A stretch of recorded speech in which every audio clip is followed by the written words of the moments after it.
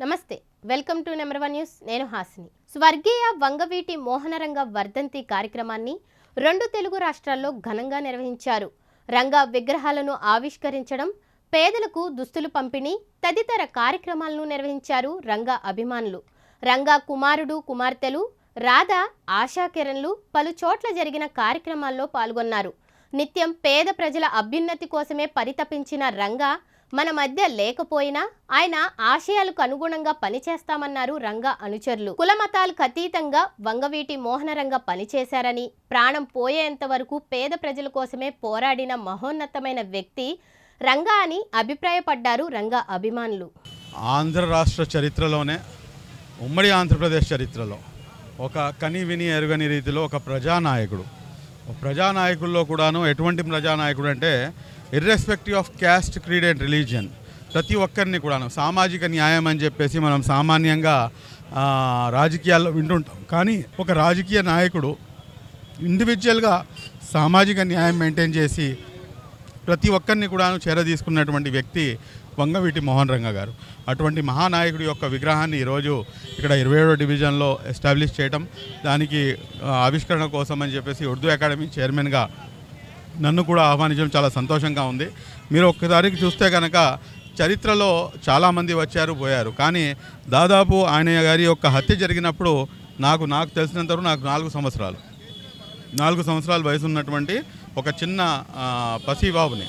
కానీ ఈ రోజున నేను ఒక ఉర్దూ అకాడమీ చైర్మన్గా ఉన్నప్పటికీ కూడాను ఈ రోజున ఇంత ఘనంగా ఆయన్ని ప్రతి ఒక్కరు కూడా స్మరించుకుంటున్నారంటే ఆయన చేసినటువంటి సేవలు సమాజానికి ఎటువంటివి అనేవి ఇదే నిదర్శనం పడుతున్నాయి. ఈరోజు మన మహనీయులు, గౌరవనీయులు, ప్రజలపాలిటి పెన్నిది అన్ని వర్గాలకు కూడా ఆత్మబంధువుగా నిలిచినటువంటి మహనీయులు వంగవీటి మోహనరంగ గారి 37వ వర్ధంతి కార్యక్రమం ఇక్కడ శంకరన్న గారి ఆధ్వర్యంలో ఈ విగ్రహావిష్కరణ జరగడం అనేది చాలా ఆనందనీయం.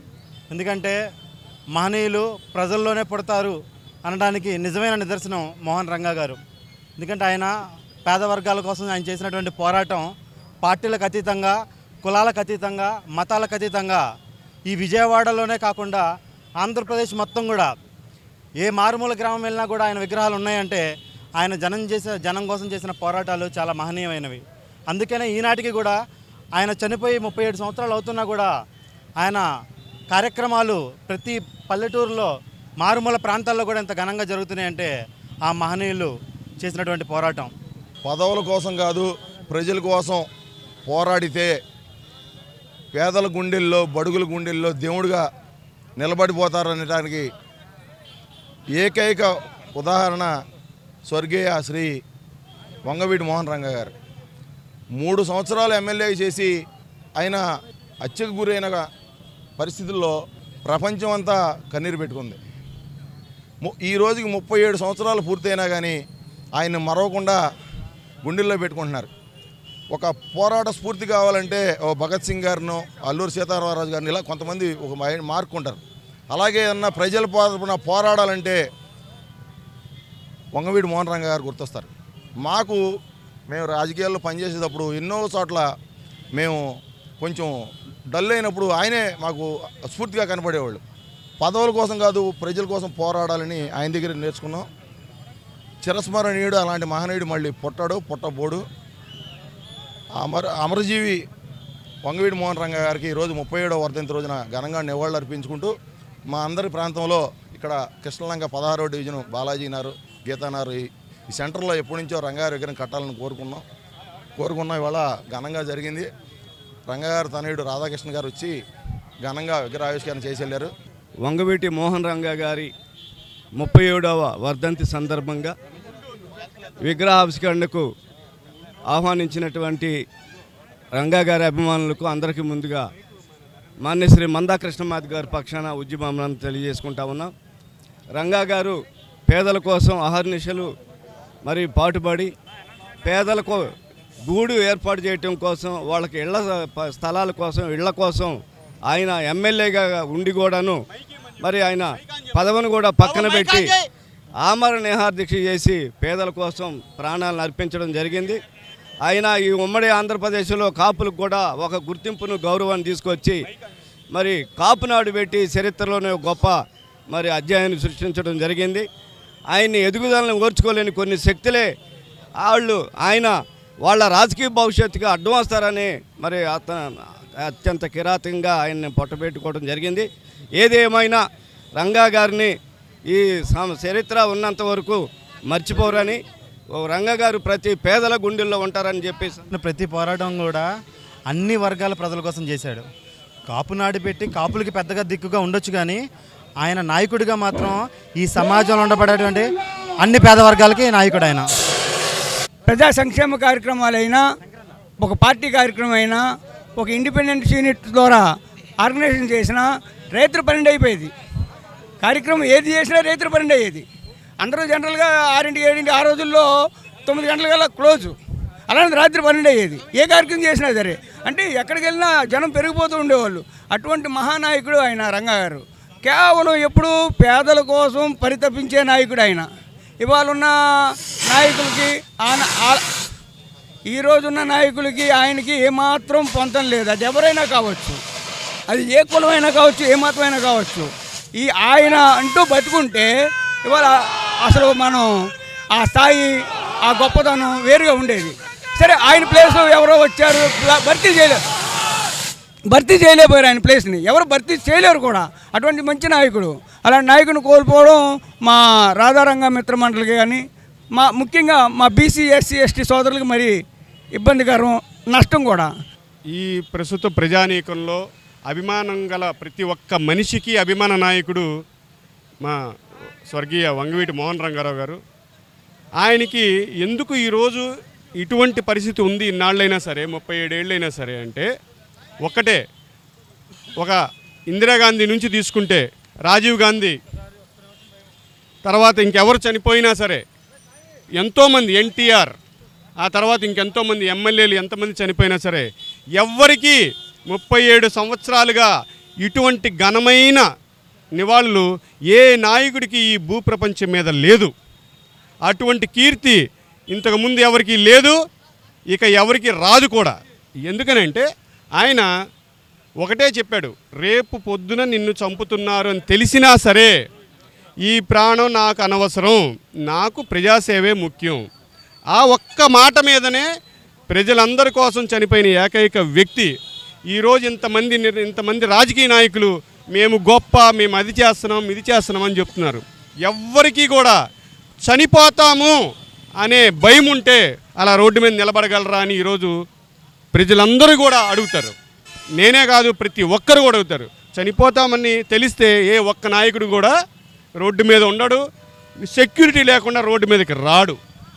అటువంటి రాజకీయ నాయకులు ఉన్న ఈ కాలంలో కూడా ఈ 37 ఏళ్ళుగా జరుగుతున్న నివాళి ఈ భూమి ఉన్నంత వరకు వంగవీటి మోహన్ రంగా గారికి జరుగుతూనే ఉంటుంది.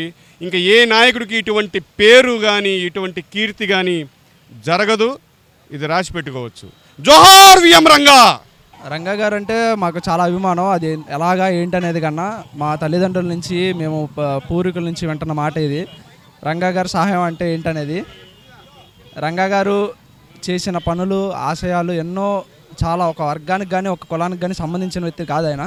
పేదవాడు ఎక్కడ ఉన్నా కానీ ఆయన నేనున్నానంటూ ముందుకు వచ్చిన వ్యక్తి. ఎక్కడ కష్టం ఉన్నా కానీ రంగా గారు అనే వ్యక్తి అక్కడ మనకి కనపడేవాళ్ళు. అప్పటికే కాదు, ఇప్పుడు ఇక్కడ ఆయన పరిపాలించే టైంలో కానీ, ఆయన చనిపోయే టైం కాడ, మరణించే టైం కాడ మేము పుట్టలేదు ఇంకా, కానీ ఆయన ఆశయాలు విని, ఆయన చేసిన సహాయాలు విని మేము ఇప్పటికీ ఆయన కోసం పోరాడుతూ, ఆయన చేసే పనులు ఇంకా చెప్పుకుంటూ, ఇంకా చెయ్యాలంటూ, ఆ ఏదైతే యూఐ పార్టీ కానీ ఏదైతే స్థాపించారో అది ముందుకి ఉపయోగపడేలాగా, ప్రజలకు ఉపయోగపడేలాగా చేసిన వ్యక్తి ఆయన, గొప్ప వ్యక్తి మన వంగవీటి మోహన్ రంగా గారు. ఈరోజు 37వ వర్ధంతి జరుపుకుంటున్నాము. అలాగే ఇంకా కూడా మన పిల్లలు తరాలు కూడా ఆయన 100 ఏళ్ళ వరకు ఆయన చేసుకుంటారు. ఆయన పుట్టినరోజులు కానీ ఆయన వర్ధంతులు కూడా ఇంకా చేసుకుంటారు. ఆయన ఒక పవర్ అంతే, ఇంకా బెజవాడ పవర్ అది చేసుకున్న అదృష్టం, అది బెజవాడ చేసుకున్న అదృష్టం అది. నా క్యాస్ట్, నా పేరు చెన్నారెడ్డి, నేను రెడ్డి. మరి నేను కాపు కాదు కదా, మరి నేను ఇక్కడికి ఎందుకు వచ్చాను? ఆయన ఒక కులానికి సంబంధించిన వ్యక్తి కాదు, ఒక ప్రాంతానికి సంబంధించిన వ్యక్తి కాదు, ఒక వర్గానికి సంబంధించిన వ్యక్తి కాదు, అందరూ ఉన్నారు. ఆయన చనిపోతాడని తెలిసి ముందుకెళ్ళిన వ్యక్తి ఆయన.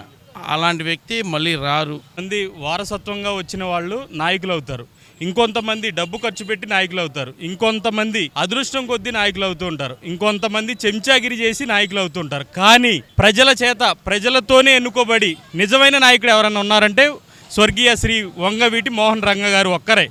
ఈ రాష్ట్రంలోనే కాదు, దేశ చరిత్రలో కూడా. అంటే సీఎంగా చేసిన వాళ్ళకో పీఎంగా చేసిన వాళ్ళకో విగ్రహాలు పెడుతూ ఉంటారు, కానీ ఒక ఎమ్మెల్యేగా చేసినటువంటి వ్యక్తిని 37 సంవత్సరాలు అయినా కూడా ప్రజల గుండెల్లో చిరస్థాయిగా నిలబడ్డారు అంటే అది పేద బడుగు బలహీన వర్గాలకి ప్రతి ఒక్కరికి కూడా, అంటే ఒక కులానికి కొంతమంది ఆపాదిస్తూ ఉంటారు, అలా కాదు, ప్రతి ఒక్కరికి కూడా మంచి చేయబట్టే ఆయన ప్రజల మనసులో చిరస్థాయిగా నిలబడిపోయారు.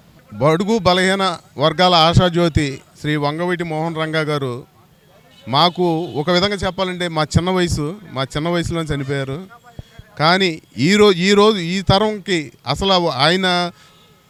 అసలు పుట్టుక ఇది తెలియని వాళ్ళు కూడా చిన్నపిల్లలతో సహా ఇవాళ రంగా గారిని కొలుస్తున్నారంటే కుల మతాలకు అతీతంగా, పార్టీలకు అతీతంగా ఇవాళ రంగా గారిని ఇంత భారీ ఎత్తున కార్యక్రమాలు చేస్తున్నారంటే పేదలకు అండగా నిలబడి పేదల పక్షాన నిలబడే నాయకులు ఎవరైనా ఉన్నారంటే ఇప్పుడున్న రాజకీయ నాయకులు ఎవరూ నిలబడేవాళ్ళు లేరు.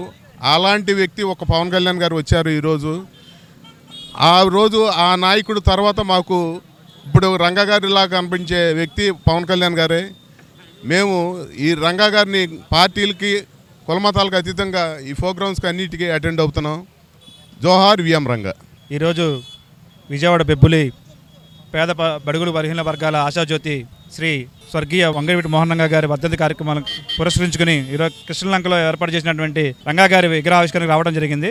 ఆయన మరణించి 37 సంవత్సరాలు అవుతున్నా సరే ఇవాళకి ఆంధ్ర రాష్ట్రంలో, ఉభయ తెలుగు రాష్ట్రాల్లో ఈ రోజుకి ప్రతి గ్రామంలో ఏదో మూలన రంగా గారి విగ్రహాలు పెడుతూ పోతున్నారంటే ఆ రోజు ఆయన చేసిన మంచితనం కులాలకి, ప్రాంతాలకి, మతాలకి అతీతంగా, రాజకీయాలకు అతీతంగా ఆ రోజు పేద బడుగు బలహీన వర్గాలు నేనున్నానంటూ ముందుకొచ్చి అతనికి చేయూతనిచ్చి అందరికీ లిఫ్ట్ ఇచ్చిన వ్యక్తి ఈ రోజు మన ముందు లేకపోయినా ఈ రోజుకి అతను జన్మదినమైన వర్ధంతులైనంత ఘనంగా జరుగుతున్నారంటే ఇది ప్రజల్లో సుస్థిరతను ఏర్పరచుకున్నటువంటి వంగవీటి మోహన్ రంగా గారికి కుదిరిందంటూ ఇంకొకసారి చెప్పుకుంటూ జోహార్ వంగవీటి మోహన్ రంగా.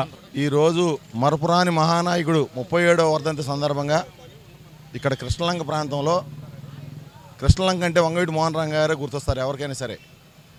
అలాంటి ఈ ప్రాంతంలో మంచి అధునాతనంగా, ఒక ఆకర్షణీయంగా, కొంచెం ఎత్తుగా మంచి సెంటర్లో విగ్రహం పెట్టాలని చాలా సంవత్సరాల నుంచి అనుకుంటున్నాం. అది ఈ రోజుకి నెరవేరింది. ఇక్కడ స్థానిక ప్రజలు కానీ, రంగా గారి అభిమానులు కానీ, వివిధ పార్టీల నాయకులు కానీ, కుల సంఘాలకి, మతాలకి అతీతంగా అందరూ కూడా వచ్చి వారికి నివాళులు అర్పించి విగ్రహావిష్కరణ చేసుకోవడం జరిగింది. రంగా గారు అంటే